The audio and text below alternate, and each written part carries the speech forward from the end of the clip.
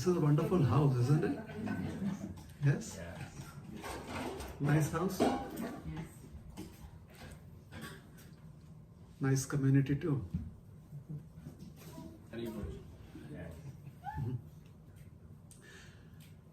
In Sanskrit, one of the words used to describe a house is called as griha. Griha.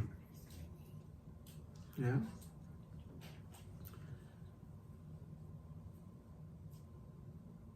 Is a house a very safe place to be in?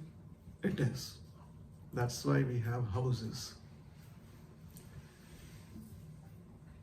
In India, when we have a place for the Supreme Lord, then in the Vedic tradition, not just in India, but the Indian subcontinent, when we have a house for the Supreme Lord, it is called a temple. In the West, sometimes they call it the house of God. Correct. So the idea is that we feel safe in that house, but sometimes we may be mistaken that God feels safe in that house. The house of God.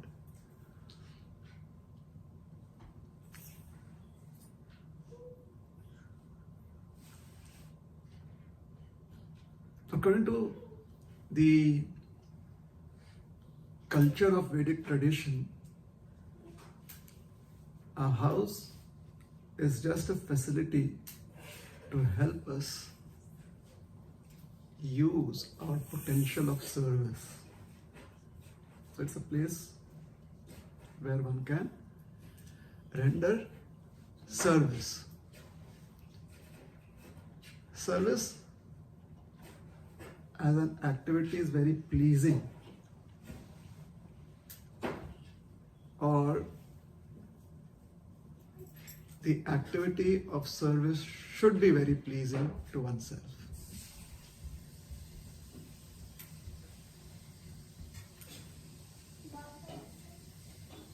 The idea of finding pleasure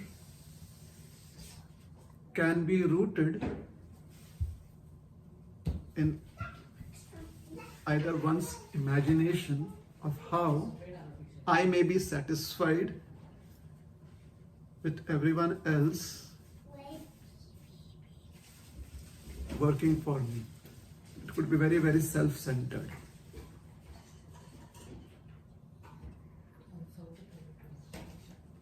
So, if we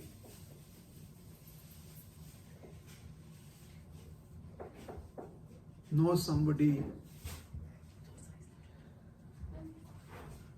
whose children, they express that kind of outlook in life, that I don't want to go here and I don't like them.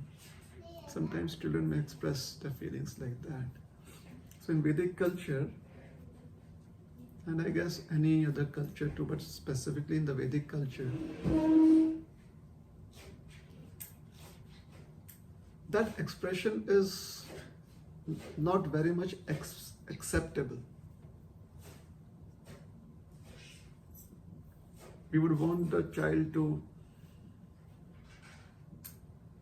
be able to connect with others.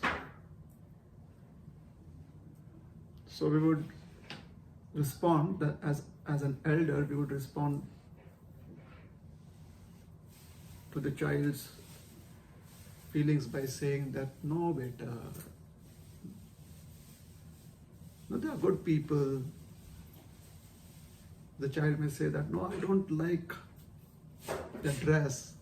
And then you try to explain to them that it's all right, it's a little different, but that is how they present themselves. So the idea is that the child should feel comfortable connecting to other people. Because growing up, the child doesn't really realize that. So from feeling safe with just oneself and a few people around one, we would want to encourage a child to be a little more exploring. within certain parameters where the child is safe, where we consider the boundaries of safety are within that, we would like the child to explore. We would like the child to grow with such exploration. Hence, in Vedic culture, a house is meant to be a place where not just we feel safe, but if somebody, an unknown person, also is forced to be in a position where they seek shelter in that house, then maybe if their presence is benign, it is not very harmful, then maybe they should also feel comfortable enough to seek shelter in a graha, in a house.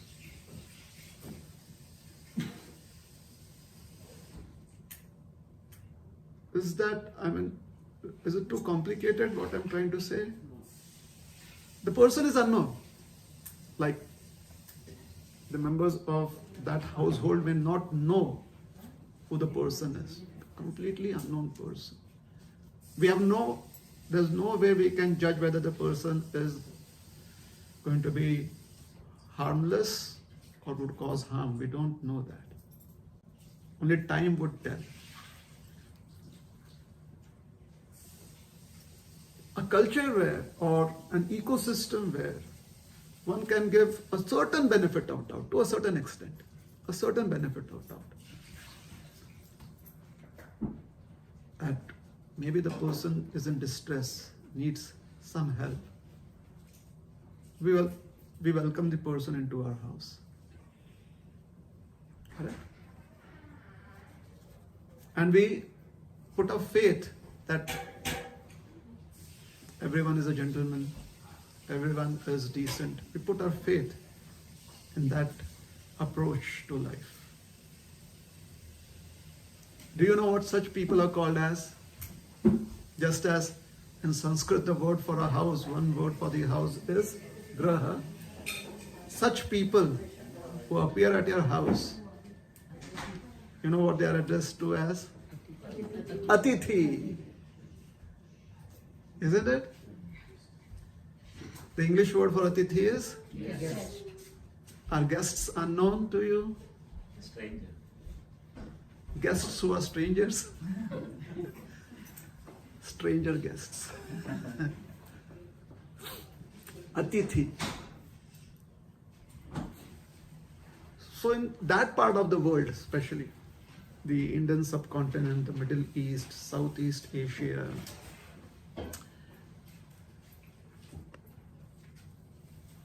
there is the acceptance of the idea of the appearance of a person unannounced. We cannot say that is a welcome guest. It's not that we know that guest is welcome or not. So Atithi is a person that comes unannounced. And India is, the Indian culture, India means India, maybe those that were connected to India previously, like the neighbor. Nowadays there's some issue with the neighbor, then Nepal, Bhutan, Southeast Asia to Malaysia, Thailand, Vietnam, and then obviously Sri Lanka. This neighborhood, they can never express themselves within limits. They have to go beyond limits to express themselves. It's just hyperbole everywhere. Have you ever seen somebody who has their roots in that heritage, the Indian subcontinent heritage? Have you ever seen them being very modest in their expression? Is it possible for them to be modest in their expression? Like you tell them, okay, we have 2 people coming over for lunch or dinner. Do you think they would cook only for 2 people? It would be at least 4 or 5 people. They always try to express themselves to the extreme. in the good sense, not in the bad sense. Yeah, they are very, very giving in nature.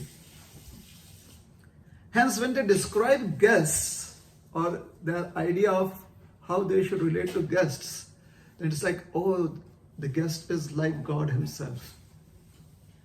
Atithi Devo Bhava. So if you have a guest coming to your house, which basically means not a guest here, maybe I should just use the word Atithi. Atithi is alright? Everyone understands what an Atithi is? So if you have an Atithi coming to your house, it's as if the Supreme Lord Himself has appeared at your home. You see the extremeness in their thinking. How extreme can we be in this culture? Right? If the Supreme Lord, God Himself would be at a door, how would we feel about it? Do you think we can treat another human like that? But the concept is there that as good as God. Yes? So today I would like to discuss something on this principle.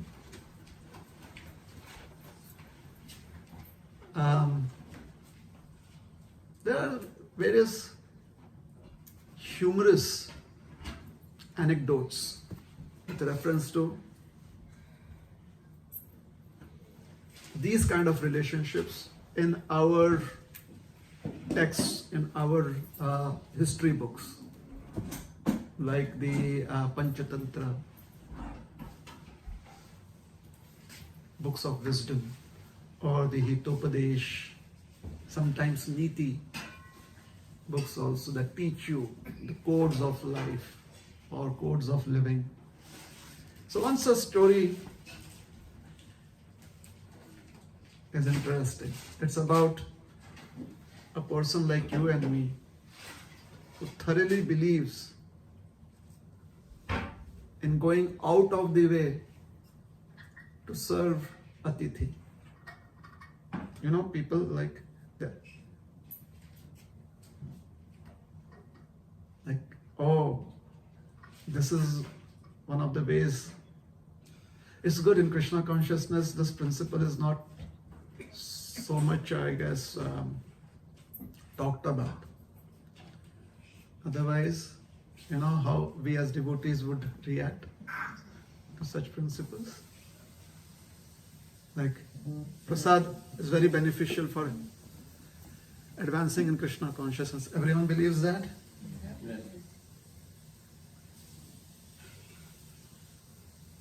Yes? But do you think the way we relate to prasad, is it beneficial even for our health? What to speak about spiritual health?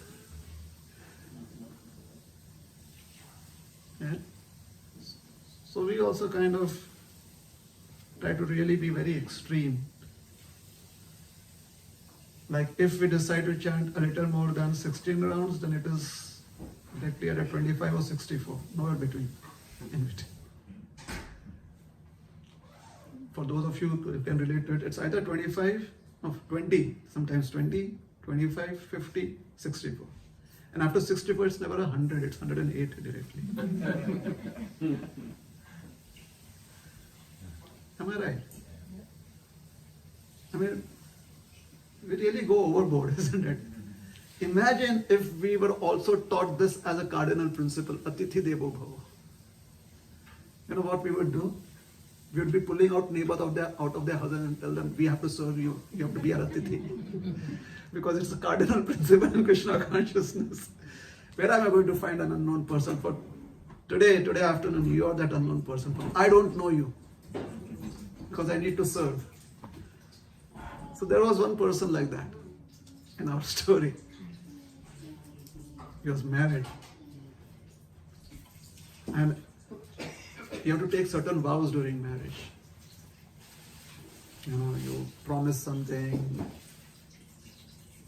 in relationship to how you will be taking care of the other person, how you would be very well connected with the family, how together you will be serving God Himself and the principles of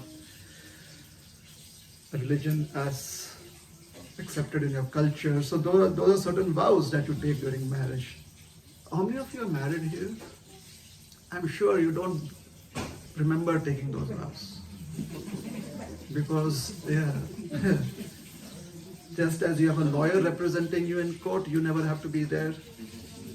Mostly, similarly, you have the priest representing you. It is the priest taking the vows on your behalf. Other promises. And finally, when the judge gives a judgment, then you realize, oh my God, did I promise all of these things that my lawyer did on my behalf? So when you hear from someone like me tell you that these are certain vows that you must have taken, you're like, did I really do all of that? They fooled me. I was not sure that I had signed up for all of these things. I've ticked all of these boxes. But yeah, those are some of the vows that we take up at the time of marriage. So when he was being married to the girl who was to be his wife, he told her that together we have to completely dedicate ourselves to the principle of Atithi Devo Bhavo. We have to serve the Atithi. Okay. For those of you who got introduced to Krishna consciousness for the first time, it was very overwhelming or not? Quite overwhelming, isn't it? Can you imagine if you are a male, you are a boy, you get married to a girl who is going to be introduced to Krishna consciousness after marriage? So already her world is going to be a little different, quite different from what she grew up in. And now she gets married into a Krishna conscious family. And she is introduced to Krishna consciousness for the first time. Do you know what happens to her?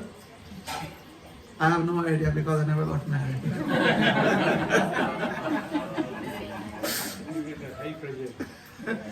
Oh yes, that is a very, very interesting situation. High voltage. There are so many things. Like before marriage, all she would know is that yes, I also serve Krishna. She's like, yeah, we also do puja. And we go to the temple. Yeah, we also go to the temple. She is not sure that a temple is actually within the house in a room. Right? Because in her house also there is a puja room, but they would only visit it like maybe once a day or once in 2 days.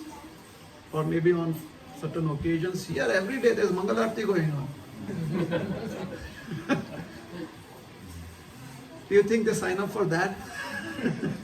They're not exposed to that.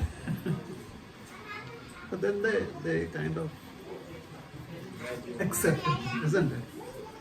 So this girl had no idea what Atithi Devo Bhavo meant to the husband, to the person that she was getting married to. So after marriage, the very next day she finds her husband has disappeared right at 11 o'clock in the afternoon. And then 12 o'clock he's back with 4 people. He says, my dear wifey, we have to serve them. She's like, okay, let's serve them. She's like, oh, so where's the prasad? Lunch, full lunch prasad. And since God Himself has come in the form of these folk, there has to be chappan bhog.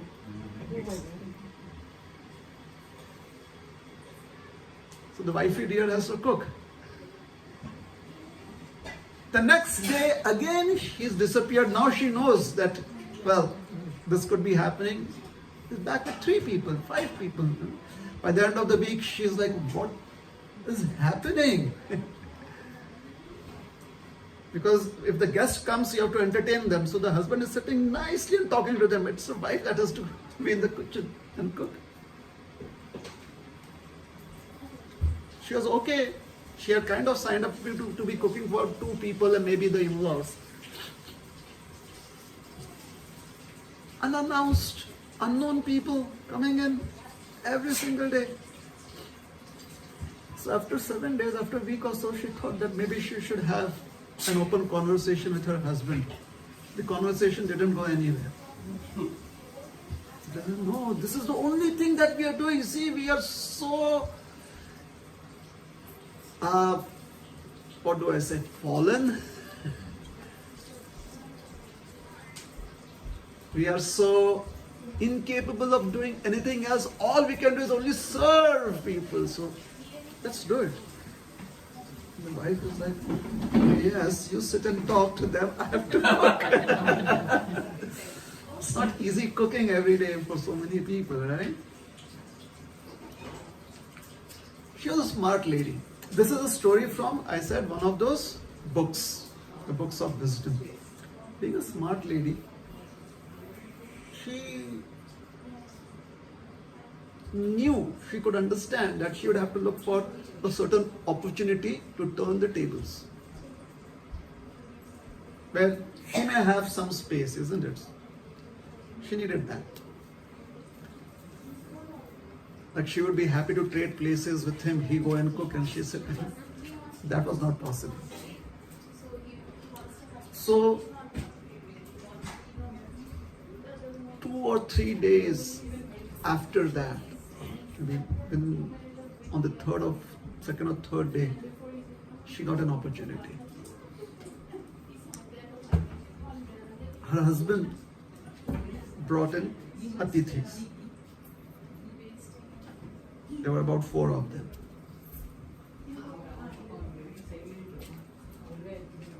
She called out to her husband to come into the kitchen.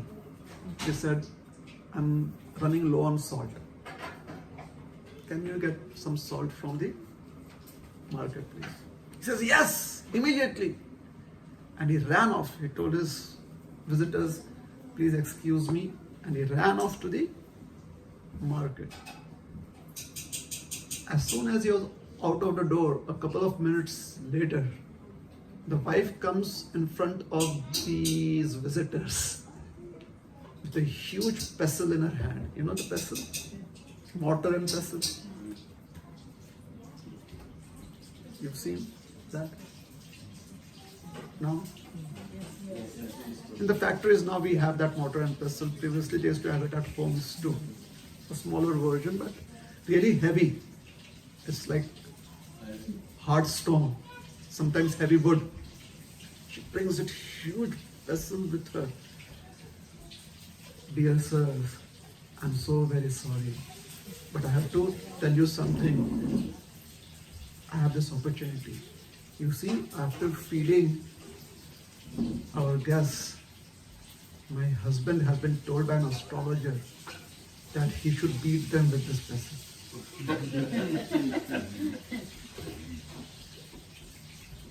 I'm his wife, so I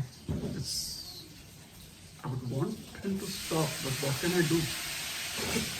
My husband isn't here at home today, so I tried to share this information with you. If you want, you can take it as a warning.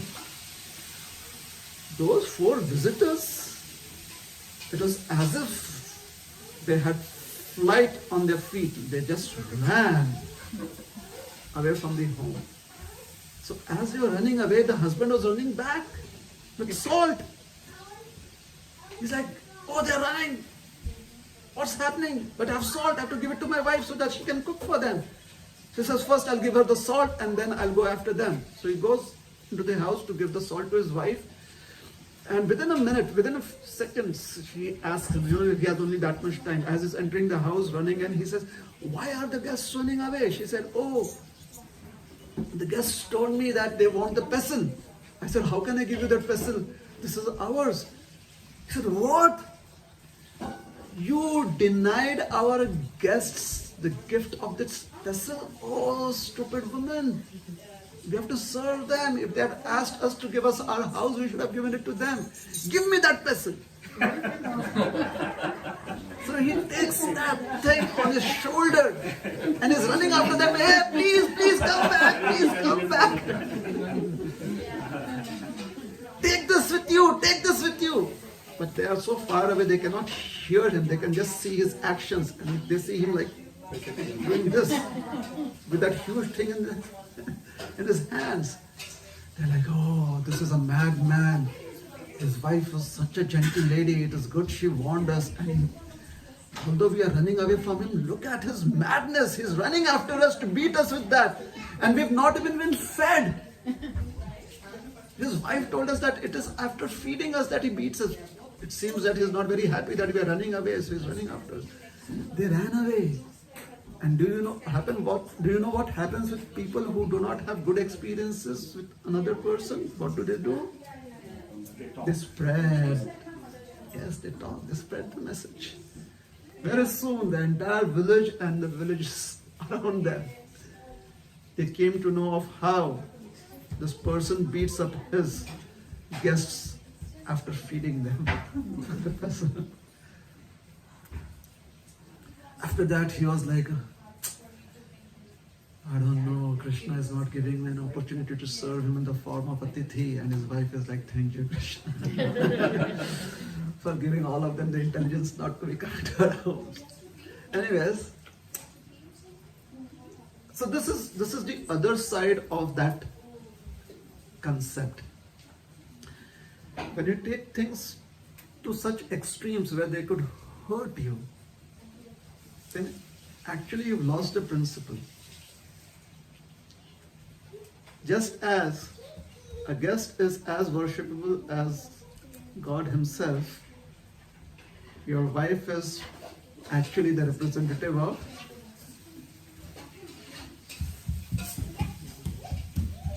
the Supreme Goddess. Isn't it?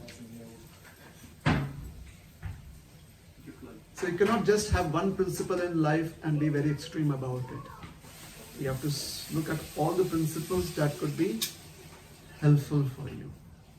Yes. Serving guests. So a house or atithi seva. A house is called as a griha, isn't it? Would you want to do a Google search on your phones? I'll give you a verse number. Would you want to pick it up on your phones? Or would you just trust me to say the verse? What do you want to do? Trust me? So those who want to look at the verse, you have to search for Srimad Bhagavatam 8.16.7. And those who just want to trust me with the verse, you can just keep on looking at my face. Okay? So you search for SB 8.16.7. Okay? So I will recite it line by line. It's a verse, it's a shloka. The shloka has 4 lines to it. Alright? Once I recite the first line, you can also recite after me. Line by line. Is that alright? This is very helpful for the speaker. It keeps the speaker awake. Otherwise, the speaker can fall asleep, you know.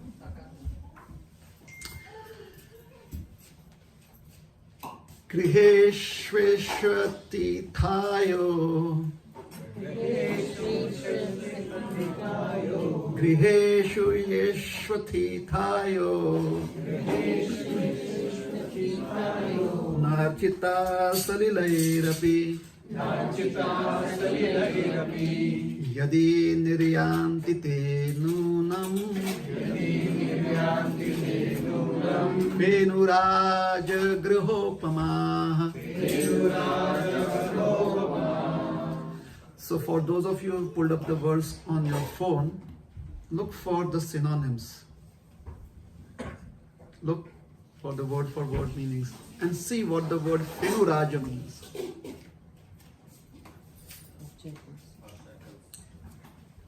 Jackal? Okay. Yes. Fenuraj means a jackal. What is a jackal called in Tamil?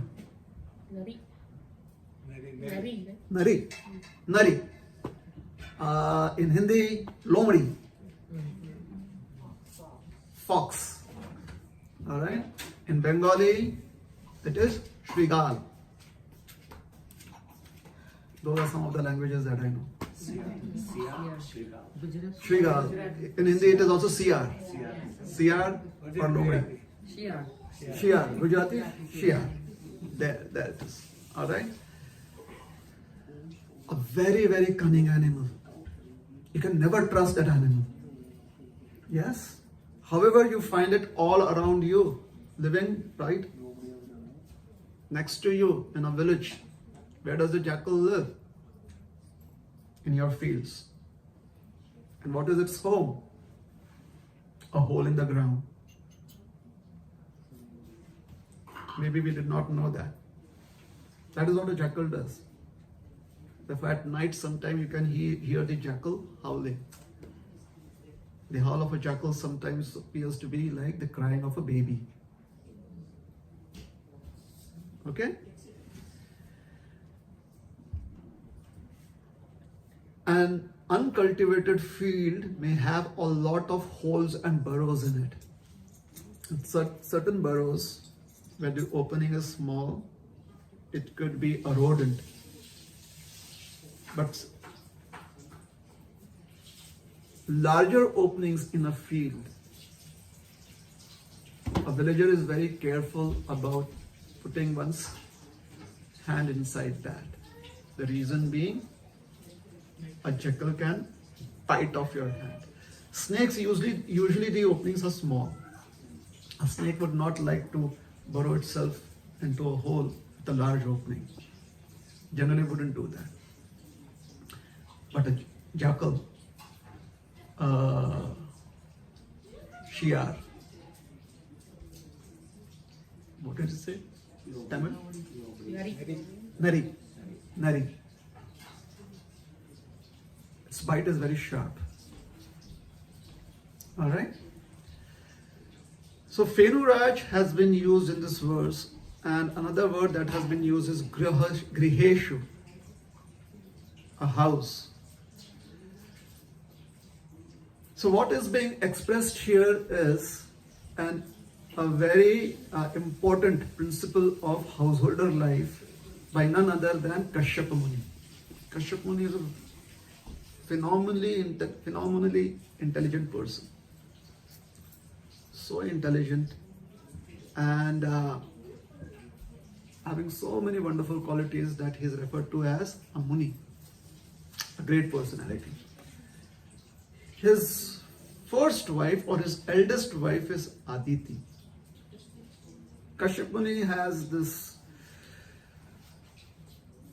habit of going into deep meditation for days and months on end. So his wives have to take care of the entire household needs by themselves. And then when he comes out of meditation, he arranges for sufficient funds for them, puts sufficient money in the bank, and then he says, all right, I'm going back into my meditation. Like sometimes we have families living like that. The family lives in, let's say, Stouffville, and the husband is working in Saskatoon, Dubai, yes? And then when they come back, nowadays you can easily transfer money. In the olden days, they had to come with all the resources, give it to the family, and then leave. There weren't sufficient bank branches available. Banks were not there. So that is what Kashyap Muni would do. He's from the olden days, right? So he'd come out of his meditation, he would ask his wife, so what do you need for the next 2 years or something? He would keep sufficient funds for her, go back into his dhyan, his meditation. Aditi had children called as the Adityas. Very, very successful men. They were all male children. Successful men, very successful. How successful? They ran a huge corporation known as Swargaloka. Yes? big corporation, Svargalok. And they were the trustees of that corporation. Therefore, they were called as the Devas. They had certain cousins who try as they might. The only place they could be successful was in the dark web. The criminal part of the world's existence. That is where they could be very successful. Their cousins were the sons of the sister of Aditi, sisters of Aditi. One was Diti and the other was Danu. So the Adityas, their cousins were known as Daityas and Danavas. They would be so envious of the Devas. They would try to pursue a path of success based on principles, but it was so difficult for them to be principled people. They would always want to take a shortcut, they would always want to cheat, and hence they did not have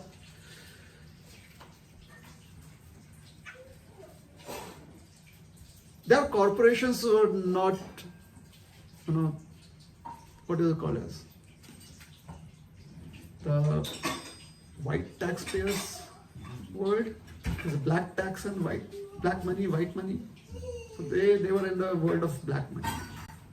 But you know what is said about black money. Black money is good as long as you can spend it, but then you cannot really bring it into the market unless until you turn it into white. Is that true? That is the only way you can spend white money in a huge way. Yeah, so you have to turn it into white. There are various ways, either through halwa or whatever. Yeah, I don't want that to go online.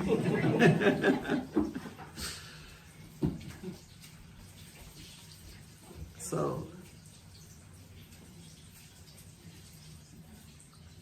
together they came up with a plan. Let us trick our cousins, the Adityas. And they tricked them. And they took over their corporation. The Adityas did not know the ways of the other world. They were very bad at making money through unprincipled ways. Very, very bad. They just couldn't do it.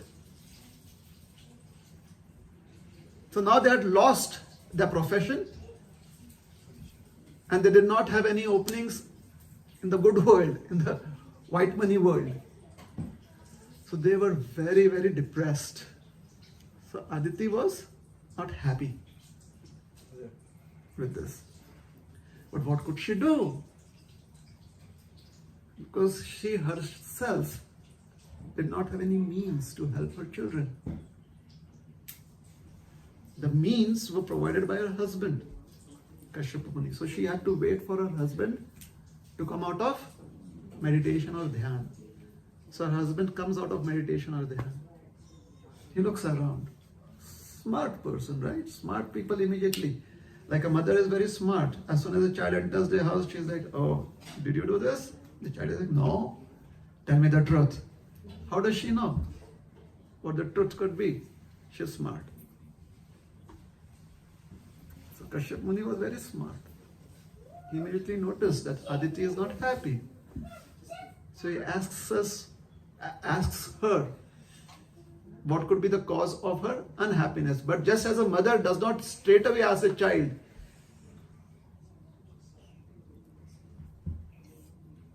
what happened, because she knows that is not how you can get information out of the child. So she has to be very, very aggressive. Aggressive questioning. Did you do this? The child is like, when the child is caught, the child becomes embarrassed. So that line of questioning is helpful. So Kashyapa Muni is smart. So my dear lady, did you not properly do puja? Did you not follow the principles of the religious principles of household life while I was in meditation. Did you not welcome Atithis properly?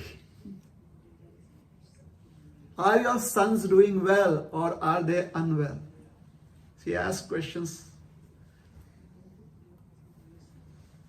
of her and she answered, I did take care of guests. I did follow all the religious principles. But our children, and she expressed what had happened. So, one of the inquiries that Kashyap Muni had made of her was this. But as I said, sometimes people when they are aggressive in wanting to get information, they have all weird kind of analogies in their questions, right? Did you do the same mistake that the neighbor's son did? The analogy. Comparative, isn't it? Comparison. So Kashyap Muni is saying, Griheshu Yashwatithayo. When an Atithi came to our house, were you derelict in the performance of seva unto them? Like, did you not even offer Shalila, at least a glass of water unto them? Because, my dear lady, a house which does not even want to offer water, a glass of water, to an unannounced visitor who's an Atithi, that house is no different than the lair of a jackal. It's a house wherein all you can expect is that the people bite at you and they'll not be able to offer any assistance into you. Because when you put your hand into the hole of a jackal, the jackal feeling insecure simply bites at your hand. So, Fenu Raja Grihopamaha is giving that this is the upama for a householder who's living in a house that does not welcome Atithis. And what kind of welcome? It is not that you welcome them into your house and you may, if you're not even able to offer or you're not wanting to offer a glass of water at your doorstep. How many of you are comfortable with watching reels or what is a YouTube? Shorts. You're comfortable with that? Yes. So those shorts wherein they act out that when the delivery person comes to their home, they offer them at least some water. You've seen those shorts? A delivery person comes to your doorstep like really tired. What you have to do is simply take your delivery and pay them, right? But when you ask them to come in and then you give them something to eat, they have so many likes on them. Why do you think people like the shorts? Yeah? Because it shows a certain aspect of humanity that reflects kindness, isn't it? Now the delivery person, this person is going to be there at it. You may not know who, but you know that what that person represents. And Atithi is somebody that you have no idea of. So Kashyap Muni, it is not me who's saying that. I'm simply repeating Kashyap Muni's words. Do you think we should agree with Kashyap Muni? Or do you think that he's kind of being too extreme? No, we agree? Yes. So what should we do? Do we have some unwelcome visitor coming to our doorstep like once a week at least? Do you think this community would have something like someone like that come up? So how should we offer that glass of water now?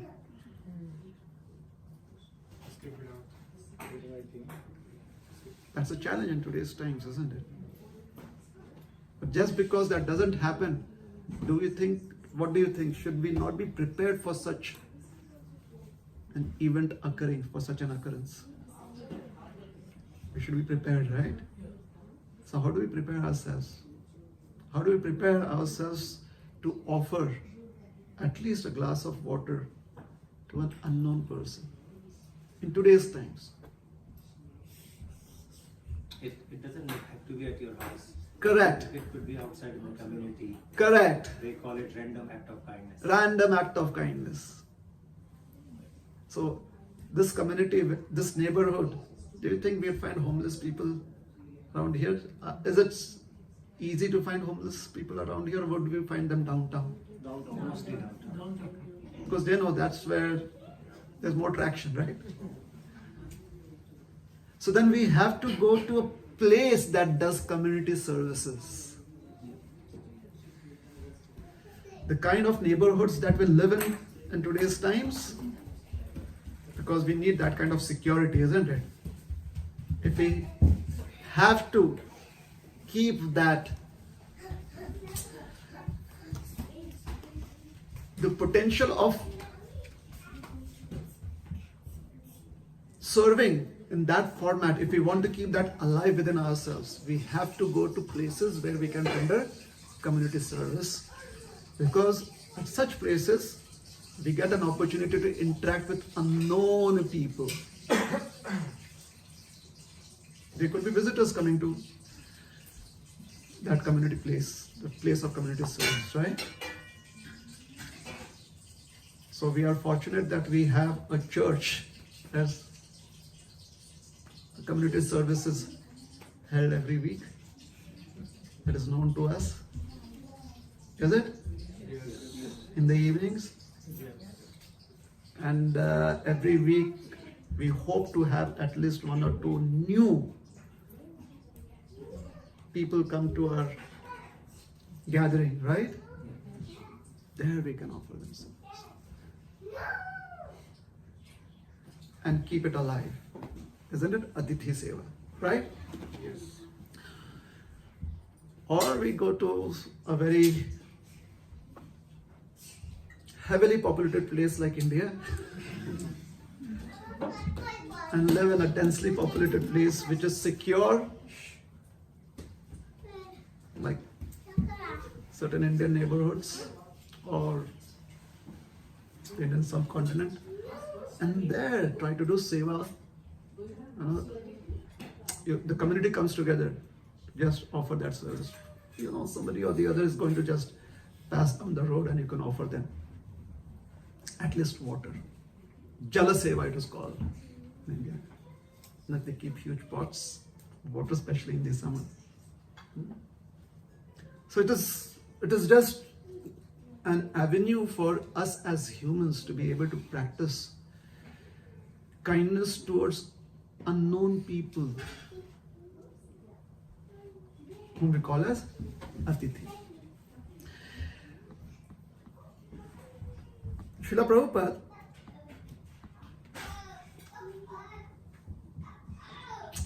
is a very respectable person for me and maybe for most of you, because if you've been connected to ISKCON, then you're connected to Srila Prabhupada. You know who Srila Prabhupada is, right? Everyone knows who Srila Prabhupada is. Anybody who does not know who Srila Prabhupada is, like, it's okay to not be knowing. Do you know?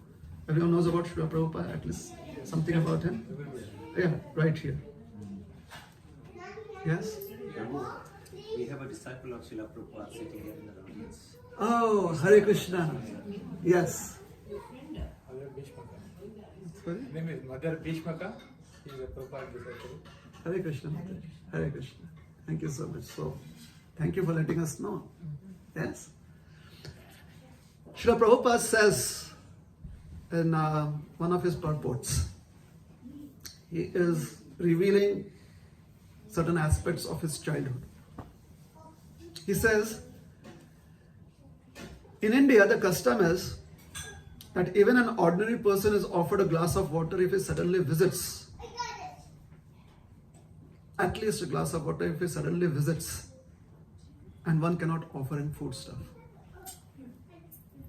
So there's nothing prepared in the kitchen. It's not about whether the person needs, if the person is thirsty or not. You offer him a glass of water, if he says, no, I'm good, you take it back. He says that is a custom. If there is no water, I'm not sure if we can all relate to this. Maybe we've heard about it, but it seems to be a different world. The more as I go ahead, it would seem as if Prabhupada belonged to an alien world, you know. Let's see if it turns out to be like that. Okay? This isn't Prabhupada's purpose. If there is no water, then one can offer a sitting place. A visitor, right? Must be tired. At least we can offer a sitting place. Not a sitting place, maybe inside your house or outside your doorstep, doesn't matter. At least a place to rest one's feet.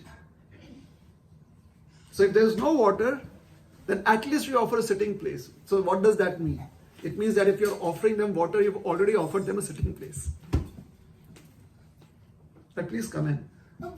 All right, okay. If you don't want to come in, then can I give you a chair to sit? And then you offer them a glass of water. If that is not there, then at least a sitting place. Even if it is on straw mats. If you don't want them to be sitting directly on the ground, you at least offer them straw mats. I've been to certain villages in India because I travel. People, they sometimes take off their shirt, the upper part, the upper cloth of their body, and they lay it on the ground, offering us a place to sit. Just a custom. And if one has no straw mat, maybe you are, again I'm from India, so maybe you are the worshipable son-in-law in your in-law's house. You know how son-in-law is like. A son-in-law absolutely has no idea of what should be done in the in-law's house, except that one should take and use all resources for oneself. So all the son-in-law has to say, can I have some cold water to drink? Doesn't care if there's a refrigerator or not. Now the in-laws have to run around finding a refrigerator in the neighbor's place. Okay? So if you have no straw mat, like you're so poor or ill-equipped, if you have no straw mat, one can cleanse the ground with one's hand. Just an act of welcoming a person and giving them a safe place to sit. One can clean the ground and ask the guest to sit there. Supposing a householder is not even able to do that, no hands, what to do? Let's say sick. You're sick.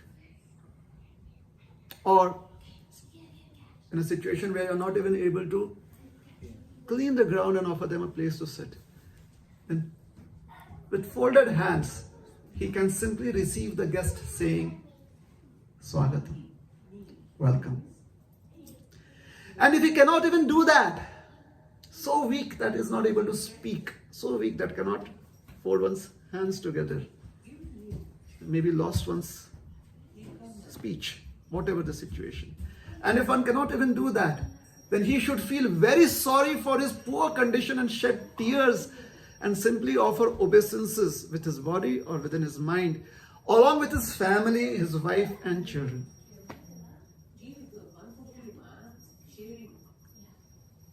In this way, he can satisfy any guest, even if the guest is a saintly person or a king.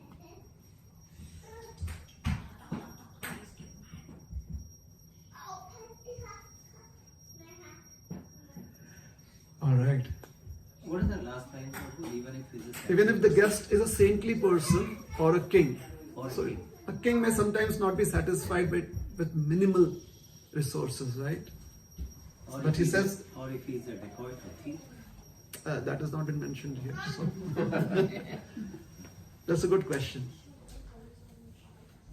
So I guess the counter to that could be that why would a dacoit or thief want to come to such a place unless and until the dacoit or thief is trying to hide?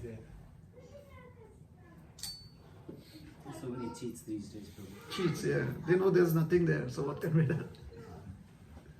What are they going to get? That's just a counter to that. Got it. Yeah? Prabhuji, in this part of the world, the kids in schools are taught not to open the doors for unknown people, And that's a very good instruction, I think so. right? Yes. So, how does this analogy of Atithi fits here in this part? Community places. Yeah. Now, we cannot do that in a laboratory, right? Forget schools. Let's say there's the hospital. Can we do that? In a surgically clean area of the hospital. But previously, we did not have hospitals, right? Those times. Not hospitals which had such a level of, what is it called? A disinfection. Yeah, we did not have those standards. Right? So it's not just schools where such instructions are important. It is even in the malls. That may not be possible to do. But we need to have community places where people are welcome, they do service, and we can express this potential that we have. Every one of us has. Is that all right? And you also mentioned something about Atithi. Atithi is somebody who's unknown. Unknown That's and unannounced. unannounced and unknown. Yes. So if we are meeting like at our Sunday programs, we know everybody, Yes. and we do Prashadam, is that a service as well or no? It is service. Because they are known to, they are not unknown, It is service. they are not unannounced. Yes. Yes. It is definitely service. However, trying to serve someone that is unknown really needs you to trust yourself a lot. You have to trust all your faith and belief. You have to trust all that is good in this world to be able to serve somebody that is unknown. It just brings out the best in you. That could also happen by serving somebody known too. But the unknown always has that potential in it. Question is, should we follow a certain sequence of first serving the known to the best of ability, then going to the unknown? Or should we semi-ignore the known Okay. and serve the unknown? But these are circumstances that happen. Sure. So, First ashram. yes. So, Grahastha Ashram, you have to be looking at so many aspects of your security, isn't it? So, yes, definitely one should try to grow oneself or find ways to grow. When I say grow, basically I mean like this seminar's personality development. So that kind of growth. We should try the best way to grow being as comfortable as possible. Knowing very well that unless and until one goes into uncharted waters, one would never realize a real potential. So sometime we have to go and explore uncharted waters. Yes?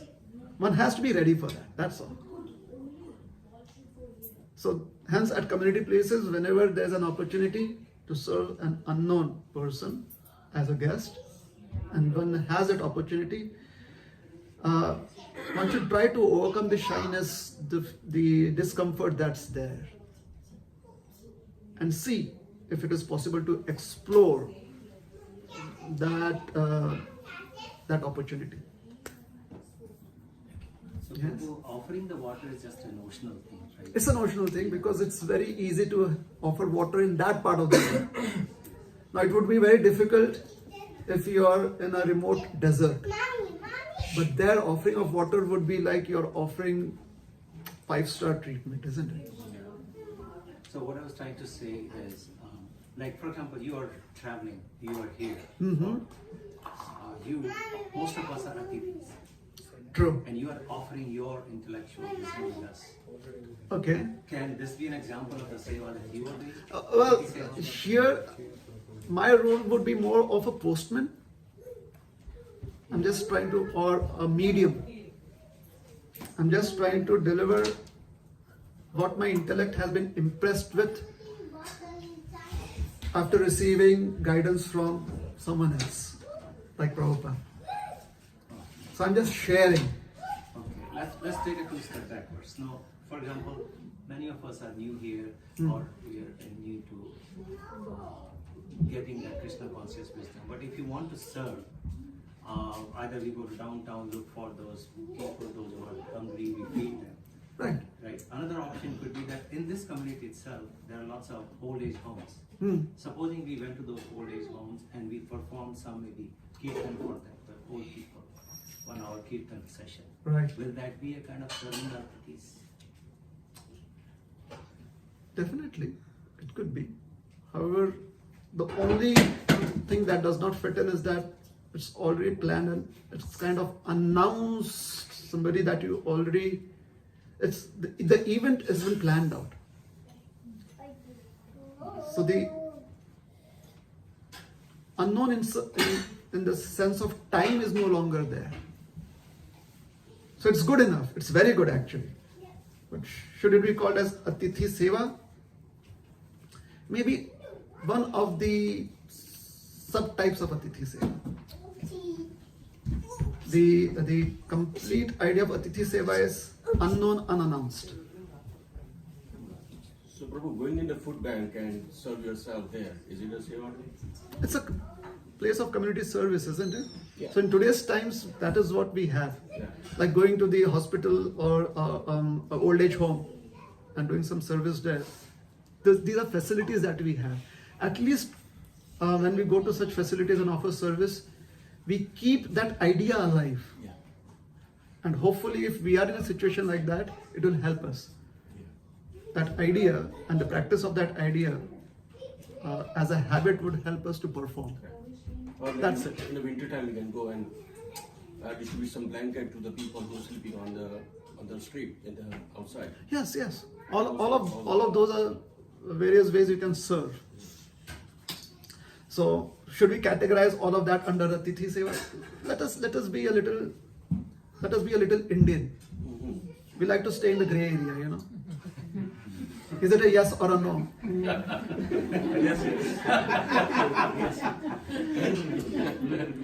It's basically a yes, but not such a yes that the other person feels totally comfortable without it. We don't like anyone to be lazy, including us. So we like to work together, isn't it? Yeah. So, the definition of Atithi is the way I understand it, and because it is specifically mentioned here, right? And Prabhu also gave an example that you are here, right? So that example included you as well. But what I'm thinking is Atithi, right? Somebody is coming uninvited or unannounced. Only that is the boundary of Atithi word, right? Or it goes beyond. It's everything that can be touched by time. So wherever my intellect or my senses can touch time, whatever happens beyond that is Atithi. So I'm not expecting somebody to come at 11 o'clock unannounced. Yeah. If I expect that anyone who comes along and knocks on the door, I'm going to do service, that would not be categorized under Atithi Seva, because I already decided time. Yeah. So we knew that you are going to come at this time, this place, right? Yes. This date. So Yes. you're not going to be. It is Seva. It is seva. It It's is not seva. Atithi, right? That you. As I said, if you look at it as a subtype, you could say that, okay, it is a subtype of Atithi Seva. Because we don't know you. Maybe to answer Ashwini Prabhu's, it could be a crude example though. Yes. Like when Yamaraj comes and knocks at your door. You offer water to Yamaraj.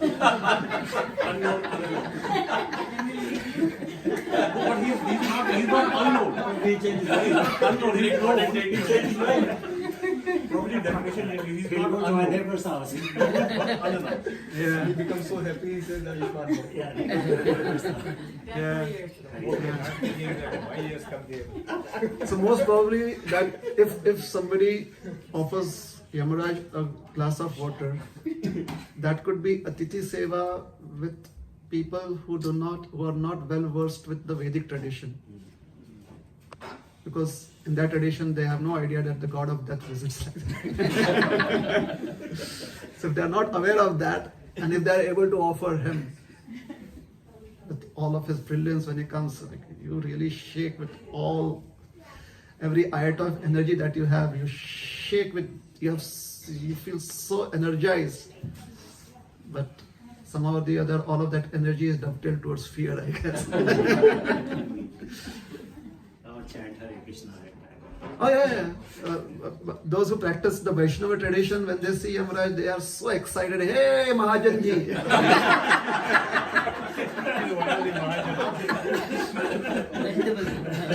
Yeah. So where are you going to Bhagavatam class? Your place or my place? Yeah. So because we are versed with the idea of Yamaraj, and yeah, how benign he is actually. So it's easy to deal with I Yamaraj. want to add something. Yes. Oftentimes in our ISKCON temple or center, we have seen many times some person comes and visits us. Like they never been to the temple before or center before. They just come for the first time. So that we should, I feel that we should treat as Atithi. Because what happens is, because when we go to the temple, we are so much socialized in our group that this person is standing there, sitting there, has no clue, and we are not attending that person, and we are in our own cluster, right? So I think we should loosen up, and when we see new faces, feel like Atithi, treat them as Atithi, give them your time, attention, whatnot. That Yes. is also very important, right? Prabhuji, in our temple, actually, Radharani Prabhu always gives them a book. Yes. First time they are coming, we welcome them, they come on the stage, Yes. we chant Hare Rama, Hare Krishna mantra for them, and then he gives a book to them. Yes. Yeah. Like it's an Atithya Bhav. Yes. Make him That comfort is, in the yes. house. We welcome anyone who's come to the temple, and we offer them this service. Obviously, they are all given a place to sit. Yes. We ask them to be happy participating in the program, and then prasad, which always has a glass of water there. Yeah. Yes. Can I ask one question? Yes, please. Forgive me if No, my question is. perfectly all right. Say you're going to a house, like unknown person house, Hmm. they're offering you water. Hmm. Do you drink or not? Do I drink or I don't drink? It depends on how comfortable I am with it and how thirsty I am.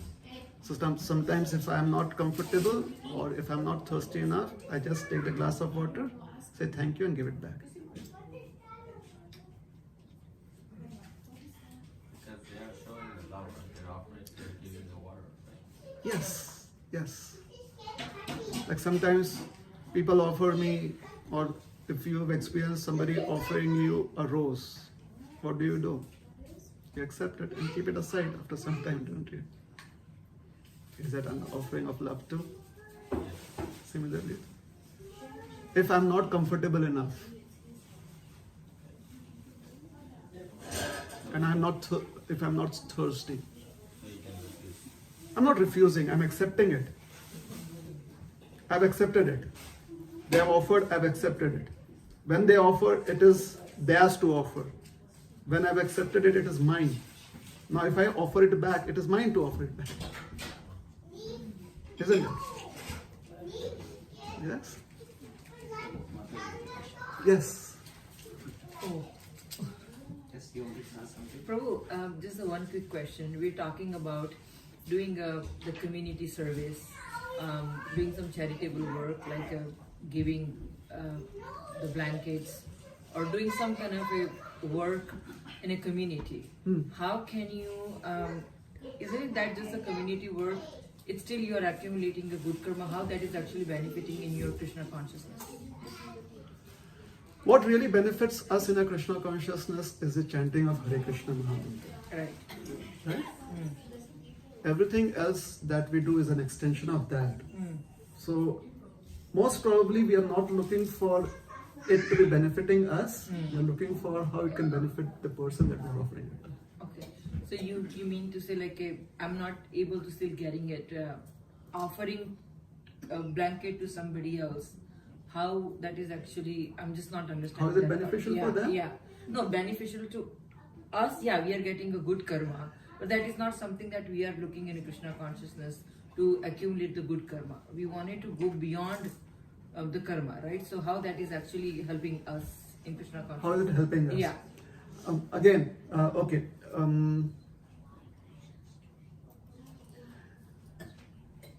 Is it a good practice to make money through honest means? Yeah. It is, right? Should we only try to make money as much as we need, or even if there is surplus, it's okay? I'm not speaking like huge surplus. Let's say I may need just $50 today, and I work towards that. They give me $55. So I have a surplus of $5. Is that okay? Yeah. Or would that be wrong? Well, if they're giving with their willingness, then we'll accept it. So it's okay, right? Yeah. I still am going to just use $50 out of it, right? 5 is surplus. Or should I try and spend $55 for my needs now? No, I need a 50, so I'll use only 50. And you don't live it. I still have. So now, just as somebody gave me 55 because they felt that I could be given 55, I could always give 5 to someone else, right? Correct. Is it for benefiting myself? Or because I have the opportunity to offer something to someone else, Correct. a surplus? The opportunity. Right? Yes. So when I'm chanting Hare Krishna, I don't need anything else as my benefit. So if there's other accessories that are surplus, Okay. I offer it to someone that needs it. So I'm not looking for any benefit when I do that for myself. What I'm trying to see is whether it benefits them. For me, chanting the holy names It's good enough. is all that I need. Thank Yes? you. Thank you. All right. It's just little opinion. Yes, please. Krishna consciousness, the way I understand it, is not about my benefit. It is about the way we live. Benefit is, if we are looking for benefit, we are in the wrong place. Because it's a trade. Hey Krishna, I'm serving you, I'm chanting, what is the benefit to me, right? Could be anything. I need your guidance on that, on the comment I just made. I think I understand what you're saying. Yes.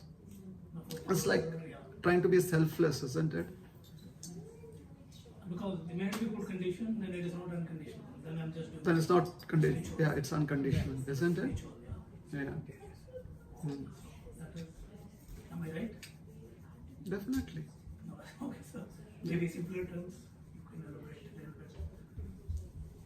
Yeah, understand. Thank you, Prabhuji. I don't. Yeah. That is what I would like to work on as the ultimate goal of this human form of life. That is what even I would definitely want to work on. At the same time, if it's not, because of my own limitations, it's not possible for me to work on it 24 hours, 24/7. And at least I'll try to do as much as I can. And wherever I fall short, I try to see if there is some benefit I can give to others of the surplus that I have. Because due to my limitations, I'm still concerned about my own benefit. And somehow or the other, that selfish aspect of my life, I'm trying to dovetail it through Krishna consciousness. Like, okay, let me dovetail that selfishness by only thinking about the holy names as being to my benefit. Yes, that's. I think for So that's what I would want to aspire to be doing at least sometime in this human form of life. To be totally unconditional in my approach in Krishna consciousness. But it is a very, especially for practitioners like us, it's very difficult to do. How can you put that attitude in your practice, Prabhuji? Yes, so as much as possible, I want to do that every single day. And wherever I understand that it's not, I'm not making it, I'm not doing it due to my own limitations. At least where I become selfish in my own self-interest, I dovetail that through putting all of that selfish interest in having complete faith in the holy names. All of my selfish interest is totally devoted or totally dedicated in having absolute faith in the holy names of the Lord. So I think my understanding of dovetailing is like that. Because of limitations, this is how I dovetail that. Is that all right? So, one question. Yes. So, let's say you talked about doing the community services and all that, right? So, let's say I'm doing all of that, for example, right? But at the same time, I have some, like once in a while, if some unknown person is coming in front of my house, Right. I look at him, I feel somehow that this is a needy person, Okay. or he needs some kind of help, but he's still unknown. Right. And in today's world, we talked about cheats and all of that, right? Yes. I don't know, like if I should still trust him or not. Yes. Right? Considering that, I don't entertain him the way Okay. it is principally mentioned here. Right. Right. So in a way, I'm not following the principle at that point of time. Okay. Am I accumulating good karma? Am I accumulating bad karma? Is it good, bad? What should I do in that situation? Like, So, because there is an element of suspicion towards unknown aspects of the world in which we live in, right? yeah. It could be a person, it could be a thing. There's a suspicion that we have. And it's good to be alert. It's very good to be alert. In such a situation, what could you do without exposing yourself too much towards danger, and at the same time being able to, let's say, offer that person a glass of water? What could you do? Would you like to suggest what could be done? Unknown person, you meet that person outside on the street. That's the situation, isn't it? If I was Outside your house. Yeah, if I was in India, I had a different answer. No, right but, here. But Right here, here. there are so many regulations, ifs and buts, right? I mean, even if I want to keep a no-touch situation and I want to keep a glass of water outside for unknown people, that's still not possible here because it might go against you as a regulation, right? I don't know. Like those kind of aspects are too many here. It's possible. To them, bro. You can't offer food to them because if he gets sick eating your food, Exactly, he that's can what I'm saying. Yes. That's what I'm saying. Yeah. Yes.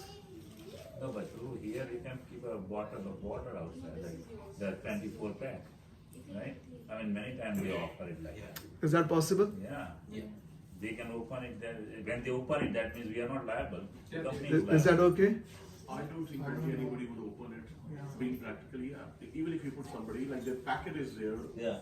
you know, Uber has left a packet, nobody touches it. Is it possible that when you leave that on the street, you also put a note, if you want a bottle of water, pick it up? So many people. Many people. Have you seen people doing that here? Yeah. It says free take away. No, water. Yeah, you can put a note saying help yourself. Help yourself. Yeah, you could do that, Food and isn't it? Can we do that with let's say packed and FDA certified Even Krishna in our church, conscious actually, food there's a products? box there outside, and it says free. Big. Yeah. So that's possible, isn't it? Even in this country, it's possible. That Because can be done. yes. There are ways that it can be done, isn't it? Yes.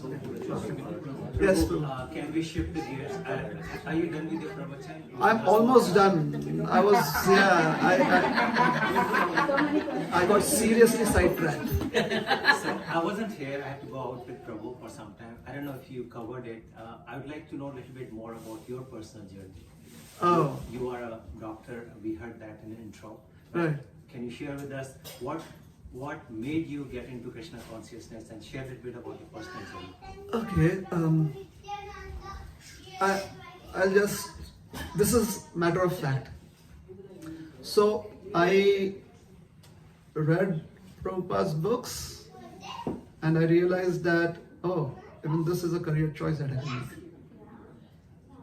and it seemed like a good career choice to make. So here I am, sticking with that career choice. What prompted you not to get married? Oh, it's not that I did not want to get married. It's not that I want to get married. It's just that this career choice never made me look at that option. It's like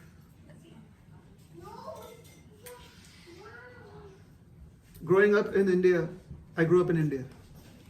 I never realized that till I really grew up. I never realized that being a mountaineer is a career choice. Isn't it? Yeah. So with this career choice that I made, I never realized that there's an option to get married or not to get married. Not for me. I understand that those options are available for people that I know. I've seen them look at those options. For me, I never had that opportunity to look at it. Did you personally perform medicine? Did you work as a doctor for some time before you went into Krishna consciousness? And how do you relate that to experience with Krishna consciousness? Oh, it was good. It's a very wonderful profession, like any other profession, I guess. It helps you do things beyond yourself. You're able to maybe extend yourself beyond what you could have imagined. Like any other profession, you can reach career heights and you can reach out to people. You're able to do so many things with objects. So yeah, it was a wonderful experience working. And I hope that the people that I worked with, they feel fortunate enough. I'm not sure if it was good fortune for them or bad fortune for them, me working as a doctor for them. So I pray that it was good fortune for them. Thank you, Prabhu. You're welcome. Prabhuji, I have heard that with the mercy of Krishna, only you get a guru on this journey. So, would you give us some more lights on that, like finding a guru and how to get connected with a guru on this journey? Okay. By the mercy of Krishna, we get everything that we need in life. Sometimes we know that it is by the mercy of Krishna and we accept it. Sometimes we know and we may not accept it, and sometimes we do not know about it. So the very fact that I am alive is not by anyone else's inputs. I mean, yes, food, then the community making all of that, those are secondary factors. The very fact that I'm alive makes me think that I don't have to believe that Krishna exists. I know that Krishna exists. Yes? So once that has been established for me in my own personal experience, that I am alive by Krishna's mercy, everything else is simply a byproduct of that. And as respectable as Krishna is. All relationships, all achievements, all my dreams, ambitions and achievement of those ambitions and failures therein, each one of that is respectable. Because it comes from Krishna. How? I am alive. in this human form. So, is that all right? Yeah, Prabhuji, so there are two things that we have. So, Guru, you we are have asking been about reading Guru, right? Knowledge and mercy of Krishna. So, Okay. So this is what we were reading in Bhagavatam the other day. So the knowledge is one part. Knowledge means Vedic knowledge, regulatory principles. Yes. And the second part is mercy of Krishna. Okay. Without mercy of Krishna, one cannot kind of get connected on Krishna consciousness. Okay. And I'm just trying to understand how the Guru kind of fits. Does the Guru takes you from knowledge into Krishna's mercy, or how does that mercy happens? Oh. If we want, we can do that. That is one way to approach, or one way of understanding transcendence. Delineating things into different sections. That is called a Sankhya. Sankhya means counting. Okay, this is knowledge, this is mercy. So you count. This is this one, this is this two. So basically, that is one approach. There's another, okay, let's say that just the Sankhya. When you speak of knowledge, the idea of knowledge is that you know. The word gyan, gya, whichever way you want to pronounce it, that root basically expresses you knowing. However, when we know things, we also have to see whether does that thing come into existence since the time I have started knowing it, or did it exist even before then? Even before me knowing what it is, did it still exist? So if it still exists even before me knowing, then my knowledge really does not affect its existence.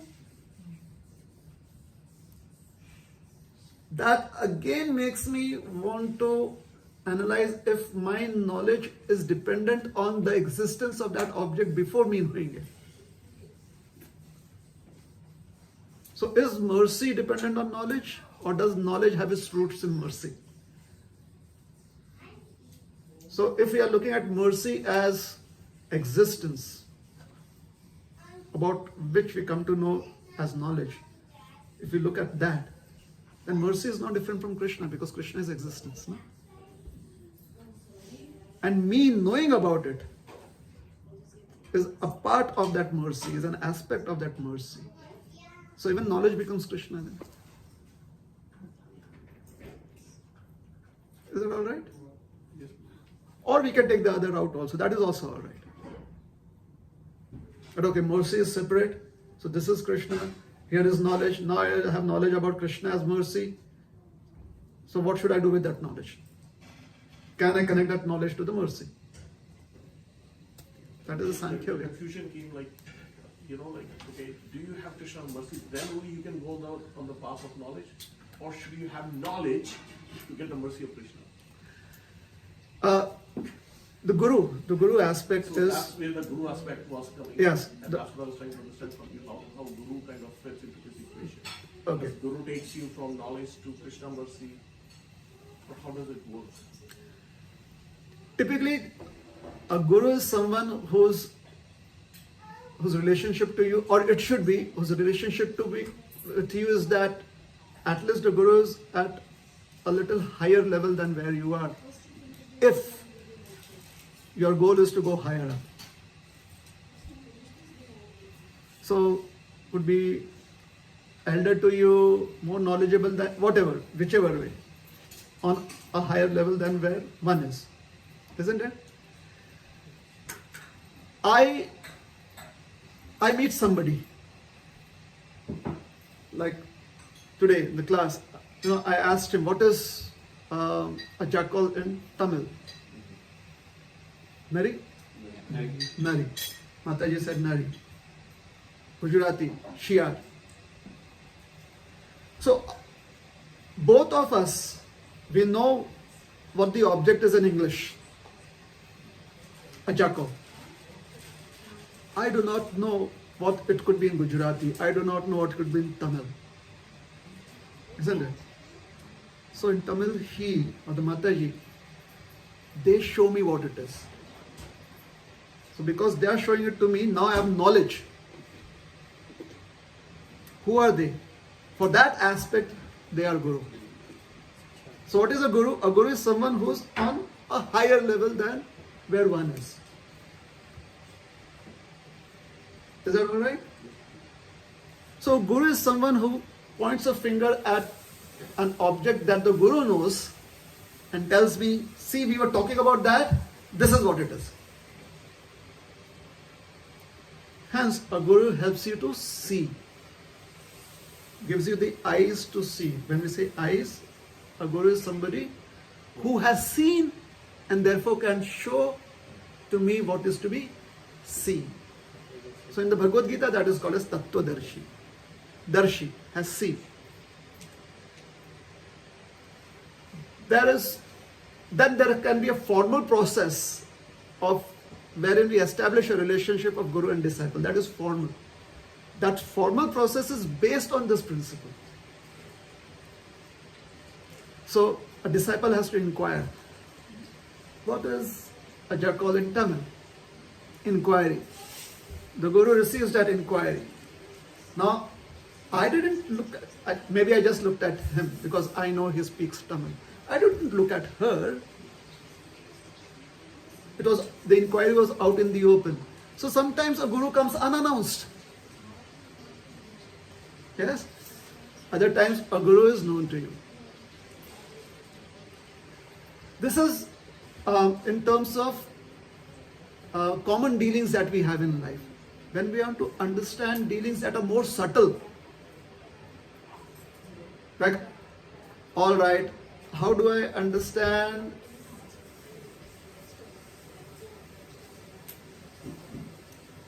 the language used in C++? What would be the response if I ask that in an open forum like this? And maybe I have to approach an institutionalized Subject matter expert. institutionalized place where they offer the process, isn't it? So that again becomes a formal way. And it's again based on the principle. There they say, okay, this is what you have to do. You work on these worksheets, you learn this language, you apply it, and there you see how it works. Is it okay? C++ is a language itself, isn't it? Yes. I'm so sorry. Yeah, it's a language itself. Yeah, the O. I think it was the very first language about 90s. when Yeah, computers- it is a Latin of computer languages, I guess.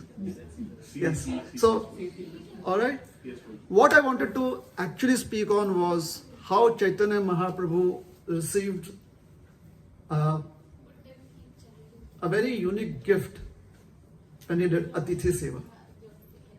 But I don't think so. We have time for that.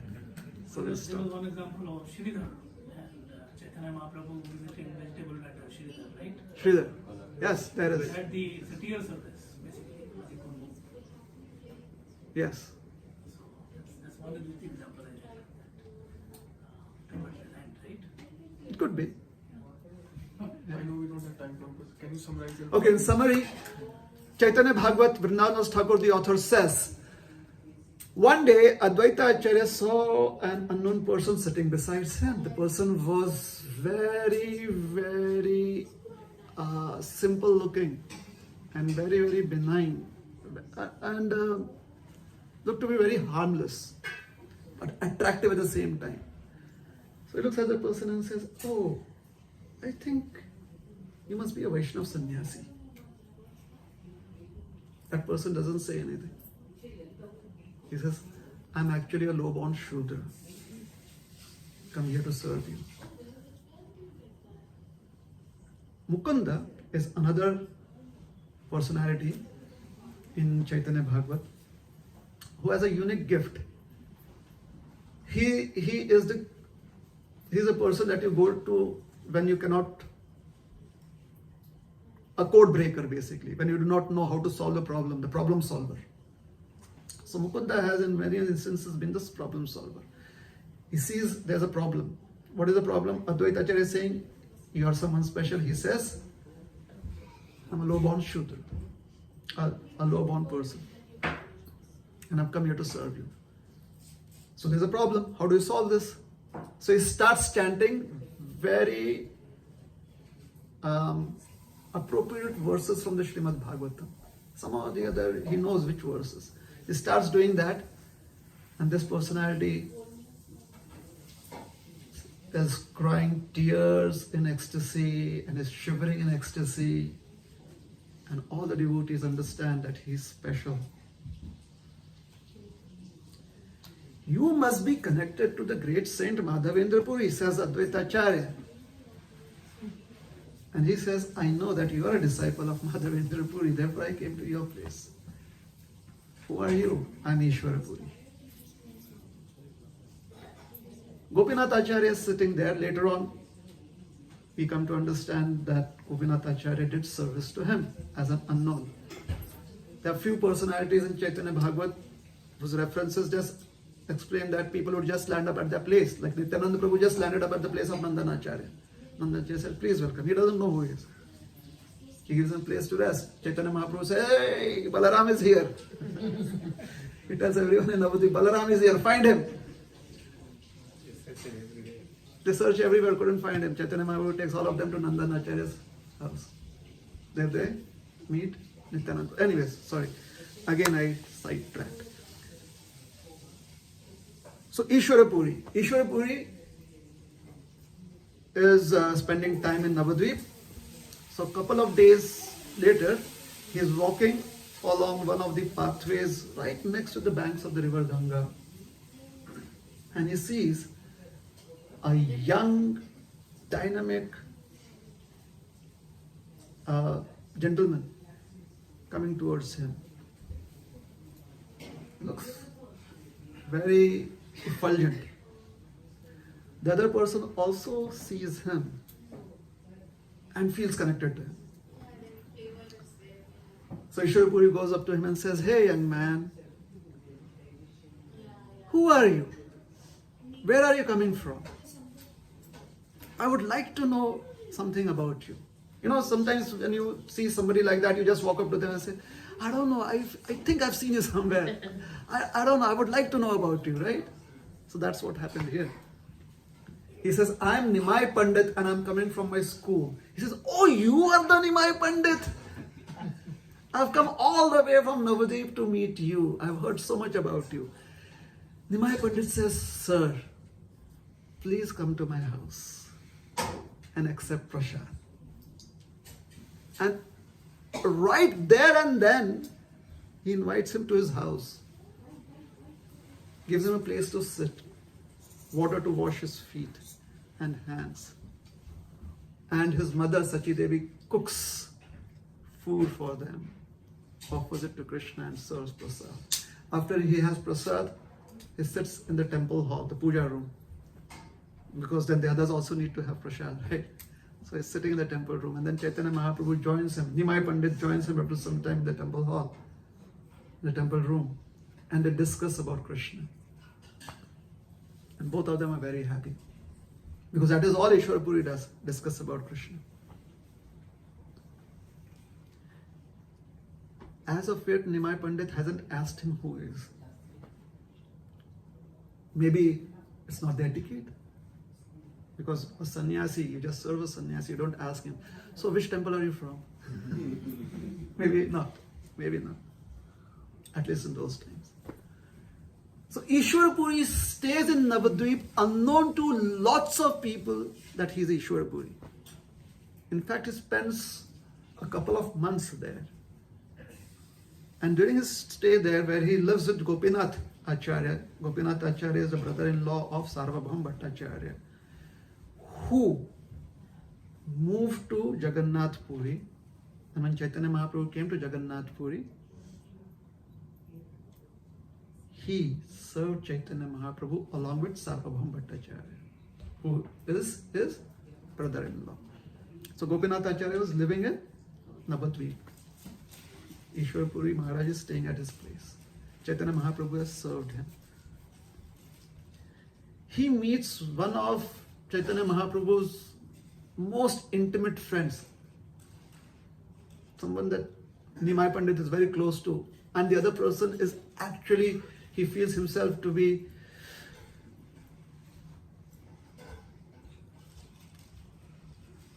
so connected to Chaitanya Mahaprabhu that he feels himself to be a shadow of Chaitanya Mahaprabhu. Wherever Nimai Pandit is, I have to be there, and that is Gadadhar Pandit. Ishwar Puri is so much touched by the soft, appealing nature of Gadadhar. He says, Gadadhar, every day you please come to me, child. We are going to sit here and talk about Krishna. And Gadadhar would love to do nothing else but talk about Krishna. He has written a book, Ishwar Puri has written a book called Krishna Leela Amrita. He gives that book to Gadadhar and says, let us read from this book, because I have tried to put down all of my emotions in words that describe Krishna's glories. So this book is full of the glories of Krishna in the written form, in the form of words, letters. So Gadadhar is reading that every day with him. One day Nimai Pandit comes to Gadadhar's place.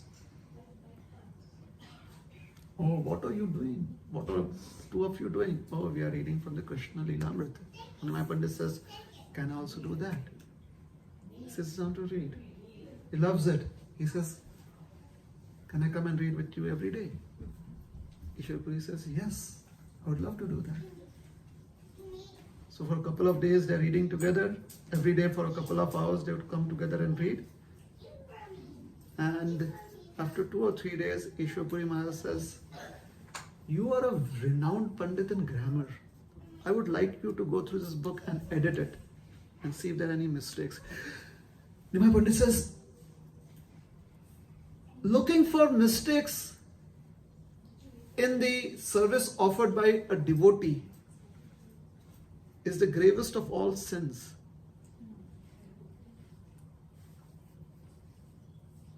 Please, Sannyasi Maharaj, can you correct me if I'm saying something wrong?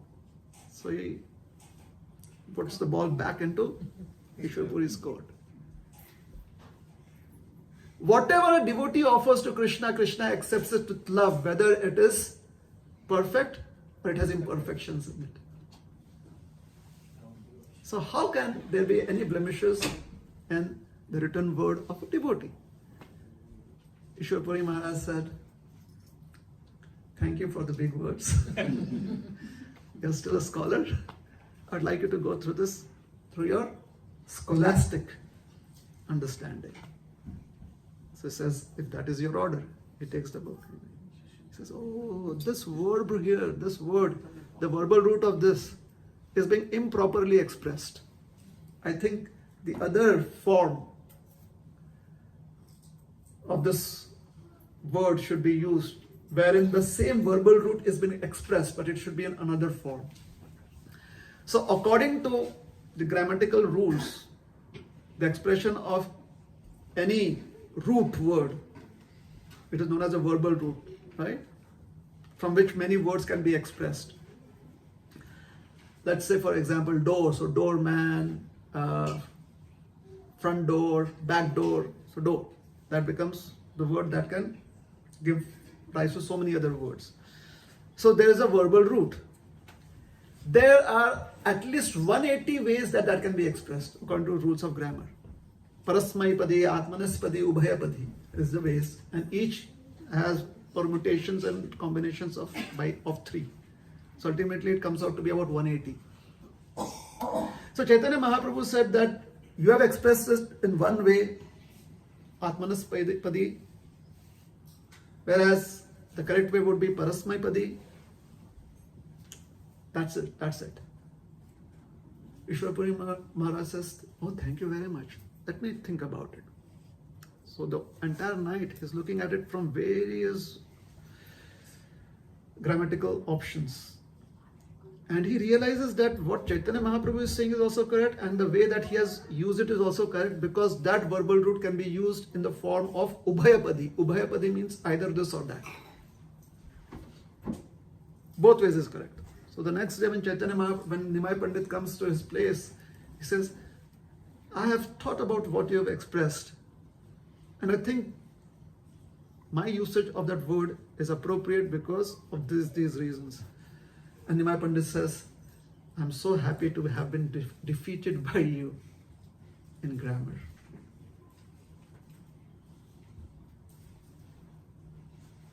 That is where he makes an inquiry about who he is. Because now he's interested in him as could he be my spiritual master. Otherwise, all that he was thinking about is just serving and do seva. So that was the story that I wanted to speak about, share with you. And Prabhupada makes a statement that he can satisfy any guest. By doing so, he can satisfy any guest, even if the guest is a saintly person or a king. Later on, Chaitanya Mahaprabhu goes to another holy city, the city of Gaya, and there he requests Ishwar Puri Maharaj, please accept me as a disciple. And Ishwar Puri Maharaj says, how is it possible? You are the supreme person. Till then, Ishwar Puri, both of them were interacting with each other incognito.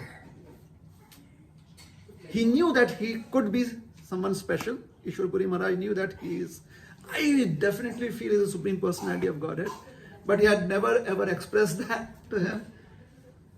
Mahaprabhu knew that he is Ishwar Puri Maharaj, but he's never expressed that.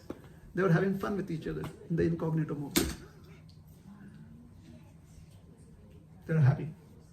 And then he takes shelter of Ishwar Puri Maharaj. So in the Chaitanya Bhagavat, this is a wonderful, I've wanted to share this as an expression of Atithi Seva. When Chaitanya Mahaprabhu, as Nimai Pandit, immediately invited him to his house and Mother Sachi cooked for him. Is that all right? Thank you very much.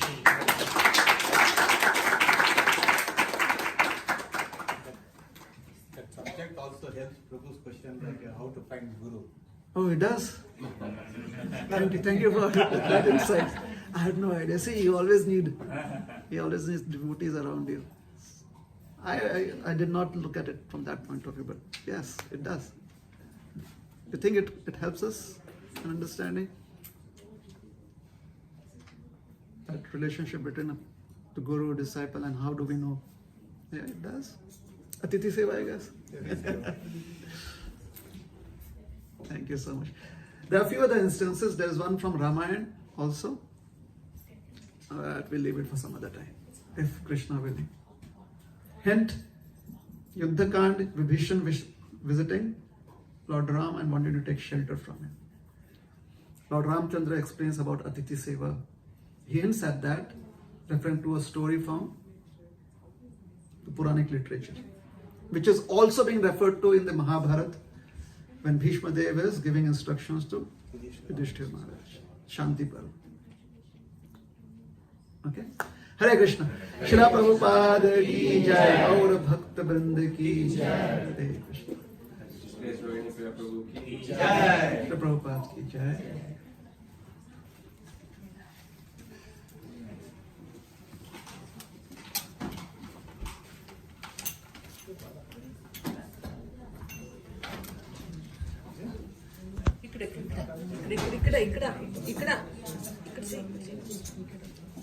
Prabhu is doing it. Oh, Hare Krishna. Hare Krishna. Ayushman Krishna Matirastu.